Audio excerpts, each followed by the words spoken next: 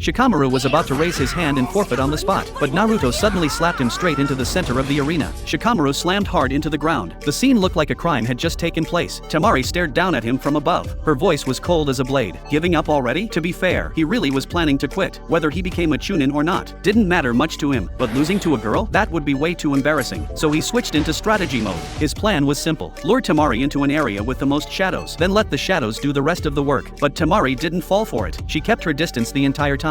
Wind-style attacks came one after another. She gave him no chance to get close. The moment the dust rose, Shikamaru suddenly flung his shadow forward. Temari dodged instantly and accurately judged the attack range. With a swing of her fan, she marked the exact limit of Shikamaru's shadow reach. And right at that moment, Shikamaru crossed his hands and struck a strange pose. Asuma, who often played shogi with Shikamaru, recognized it immediately. It was Shikamaru's signature thinking pose. What Asuma said next left Kurenai completely stunned. The Shikamaru who seemed lazy, who didn't care about anything, and constantly scored zeros, wasn't an idiot like Naruto at all. He was actually a genius, with an extraordinarily high IQ. As time passed, Shikamaru kept doing nothing but dodging. He waited until the sun shifted position in the sky. Only then did he throw a kunai from the smoke to grab Temari's attention. That's when the truth became clear. His stalling tactic was meant to take advantage of the sun's angle, expanding the shadows and extending their length. That was only the first step. Next, Shikamaru unexpectedly used a kunai in his jacket to create a makeshift parachute. The shadow cast by the parachute extended his shadow's attack range even further. Temari barely avoided it, but she didn't notice that she was getting closer and closer to a pit. This was Shikamaru's final step. Just as Temari was thinking about how to finish the fight, she suddenly realized she couldn't move. Shikamaru's shadow had already traveled through the tunnel Naruto had dug earlier and captured her from behind. Only then did Shikamaru's true strategy come into focus. The first two attacks were nothing more than bait. Their sole purpose was to drive Temari toward the pit. Everything was preparation for the final checkmate. From the moment Temari launched her first attack, every move she made had already been calculated by Shikamaru. But the match didn't end there. Under Shikamaru's control, the two of them walked together toward the center of the arena. And then, Shikamaru voluntarily forfeited. He gave up the match. His reason? He had already thought through more than 200 possible follow-up strategies to avoid making things complicated. He decided it was better to quit. In the end, because of his brilliant performance in this battle, Shikamaru was promoted to chunin as a special exception.